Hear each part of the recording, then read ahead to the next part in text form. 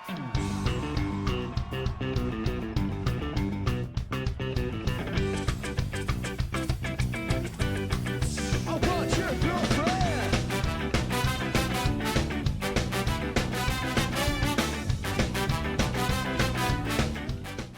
guys! Welcome to my channel. Thank you for watching this video.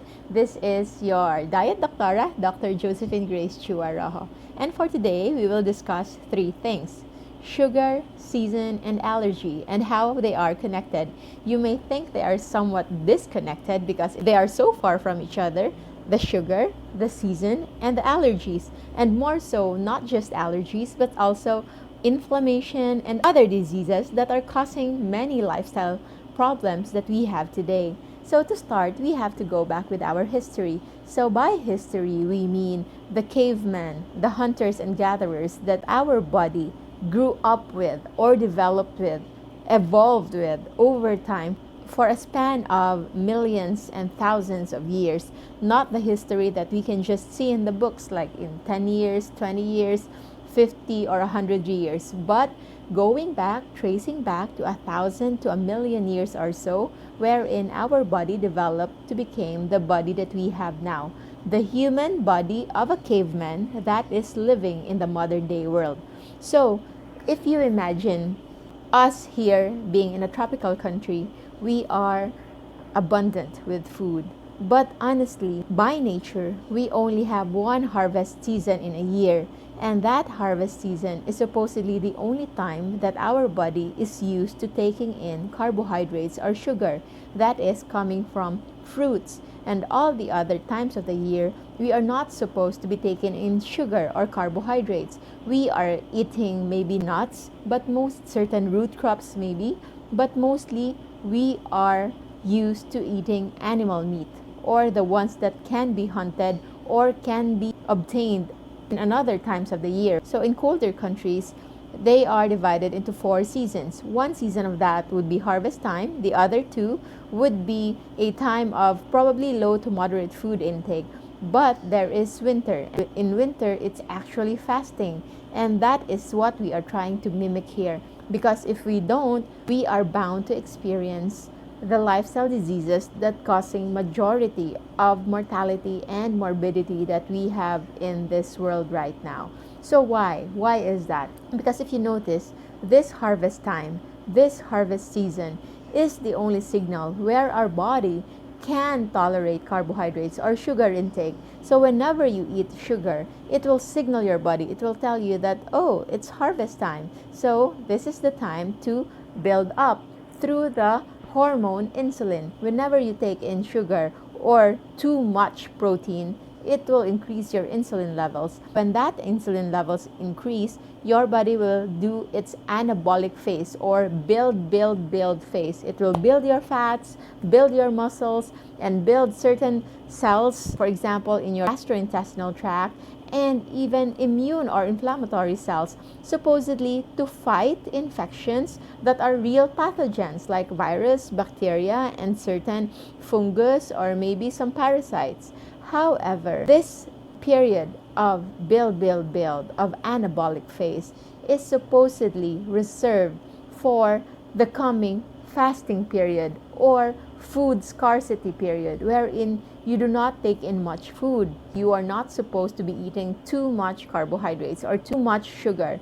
That one time, that one season, maybe a month, 2 or 3 months or so of loading up your body with sugar should be enough for the remaining months of the year when you are on a fasted state or at an episode wherein there's not much food around, just like our history, our ancestors, cavemen, hunter and gatherers did before. So in our modern world, we are brainwashed, we are cultivated, we are brought up in an idea that eating 3 meals a day is important, that eating that 3 meals abundant with at least 50% of sugar, 50% of carbohydrates, just minimal fat and protein is our supposedly nutritional build-up.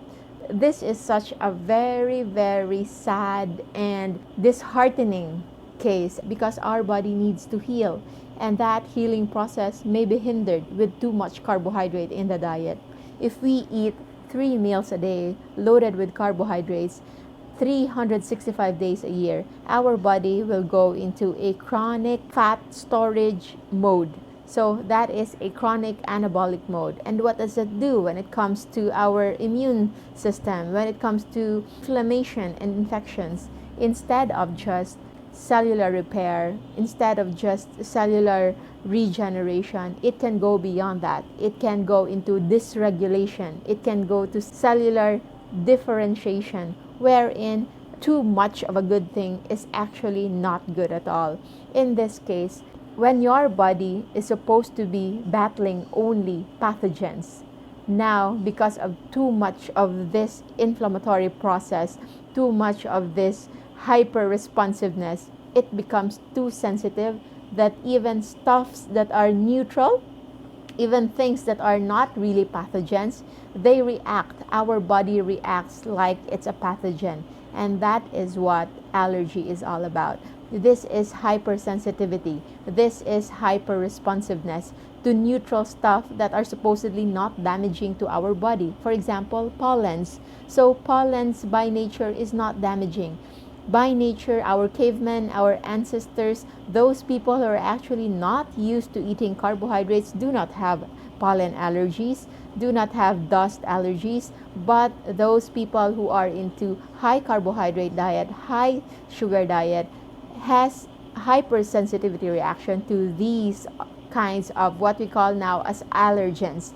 Allergens meaning it induces allergies. Personal note, I myself have a lot of allergies before. I grew up with childhood asthma and I also had allergic rhinosinusitis. But when I incorporated fasting and low carb meals in my life for more than 18 months now, I haven't taken any maintenance medications, the nasal steroid sprays, the anti-allergies, the antihistamines, and the other anti-inflammatory drugs. I have not used them, and it's mainly because I addressed the root cause, and that root cause is elimination of sugar intake. I've also had this one friend who engaged into this lifestyle for health purposes, and she used to be allergic to shrimp, peanuts, seafoods, even eggs and chicken. But the moment she removed the carbohydrates in her diet for 2 months, strict 2 months of no rice, no bread, no sodas, no desserts sweetened by sugar, after 2 months, she can now tolerate peanuts, she can now tolerate seafoods, and she can eat eggs and chicken every day without allergic reaction. So you see, it's not just the food that we are allergic to actually. We become allergic to them because as a start, we induce inflammation, and that inflammation is induced by sugar. And yes, those inflammation is not just limited to allergies. It is also the cause of inflammation that destroys the lining in our stomach that protects it. That's why there are hyperacidity, there's GERD or gastroesophageal reflux, there's ulcer. It's because the lining, the protective natural lining of the body is already disrupted. It is said that you shouldn't take anything acidic.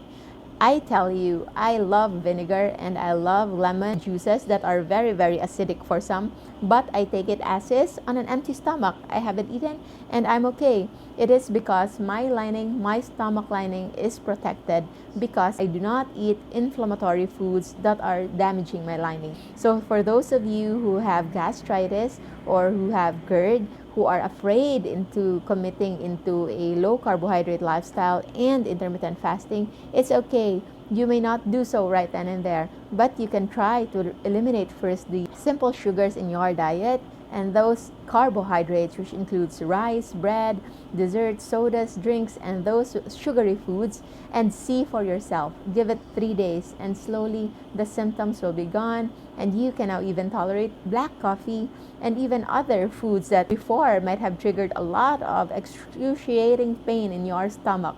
So that's how our body does it.